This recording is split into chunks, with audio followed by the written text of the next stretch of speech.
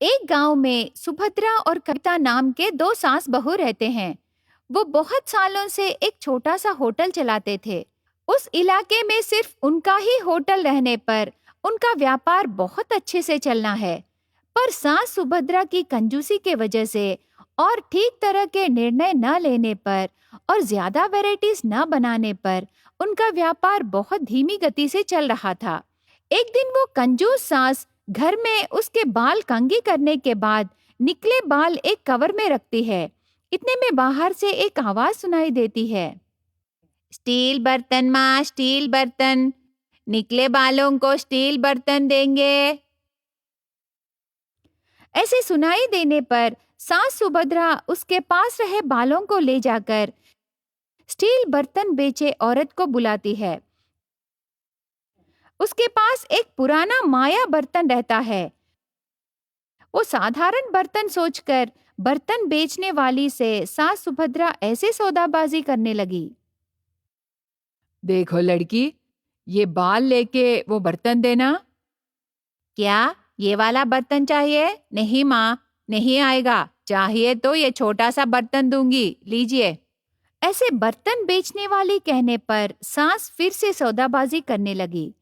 आखिर में उसके पास रही पुराना माया बर्तन देते हुए ऐसे कहने लगी, ये लीजिए, चाहिए तो ये पुराना बर्तन लीजिए, नहीं तो आपके बाल वापस लेके मुझे जाने दीजिए।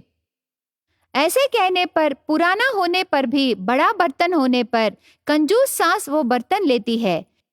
इतने में कविता बहू आकर, अरे सासू माँ, आपकी कंजूसी से बहुत परेशानी हो रही है। हमें होटल को जाने का टाइम हो रहा है और आप यहाँ बर्तन खरीद रहे हो। ये क्या, पुराना बर्तन? कोई छोटा सा नया बर्तन ले लेते ना। हाँ हाँ, बस कर बहू। आज तक हमारा व्यापार सिर्फ मेरी कंजूसी की वजह से ही हो रहा है रे। मेरी कंजूसी से हमें अच्छा ही होगा, नुकसान होना हिस्ट्री में नहीं है, पता है। चलिए होटल को जाएंगे।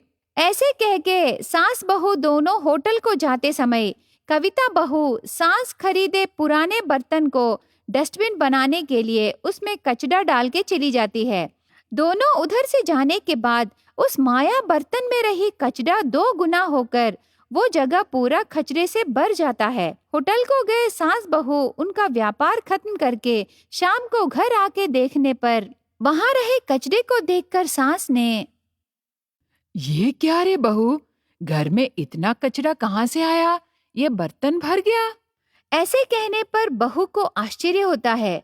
सुबह जाते समय उसमें डाले थोड़ा सा कचरा उतना ज्यादा कैसे हो गया करके सोचती है। उसके बाद सास उस कचरे को फेंककर उस माया बर्तन को जाने बिना ही उसे साफ करके रखती है। तब उस बर्तन में सास की चूड़ी गिर जाने पर उसके आंखों के सामने ही उस माया बर्तन भर चूड़ियां आ जाते हैं। ये सब देखकर सास घबराती है। कविता बहू, जल्दी इधर आ रे। ऐसे बुलाने पर कविता आती है। तब सास ने, बहू, ये कोई साधारण बर्तन नहीं है रे। अभी अभी मैं इसे साफ करके रखी, तब मेरी चूड़ी गलती से उसमें गिर गई और इतने सारे चूड़ियां आ गए। सच सासू माँ, मुझे भी वही शक था। पुराना बर्तन है ना, इसीलिए सुबह मैं इसमें थोड़ा सा कचरा डाल दी, पर शाम को आके देखने के बाद बहुत कचरा भर गया। आप देखे ना सासू माँ, मतलब क्या ये माया बर्तन है? और क्या रे, ये माया बर्तन है। और एक बार चेक करते हैं, तू जाके खाने को कुछ ला। ऐसे कहने पर बहू किचन में रहे एक बॉक्स में से एक लड्डू लाती है। चूड़ियों को बाजू रख के माया बर्तन में लड्डू रखते ही उस बर्तन भर लड्डू आ जाते हैं। उसमें से एक लड्डू लेके खाकर सास ने, देखी रे बहू, मेरी कंजूसी के वजह से हमें ये माया बर्तन मिला है।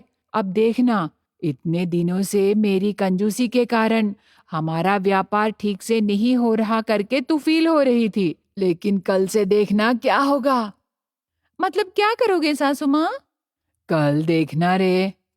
ऐसे कह के सुबह उठ के एक वड़ा, एक इडली, एक बोंडा जैसे होटल के मेनू आइटम्स एक एक बना के सबके साथ वो माया बर्तन ले जाके होटल में रख के एक एक आइटम को उस माया बर्तन में रखते ही बर्तन भर वो आइटम्स आ जाने पर उस आइटम्स को दूसरे बर्तन में रखते हैं। इस तरह कंजूस सास के होटल में उस माया बर्तन के वजह से एक नई रोशनी आती है। ढेर सारे आइटम्स दिए उस माया बर्तन से हर रोज नया आइटम्स बना के दोनों सास बहू होटल व्यापार को अच्छे से चलाने लगे। सासू माँ, सच में आपकी कंजूसी के कारण ही हमें ये माया बर्तन मिला है। आज उस बर्तन के वजह से ही हमारा होटल कस्टमर से भरकर और हमारा कैश बॉक्स पैसों से भर गया। ऐसे बातें करके सास बहू हंसते हैं। इस प्रकार एक माया बर्तन सास बहू के होटल व्यापार को बदल देती है।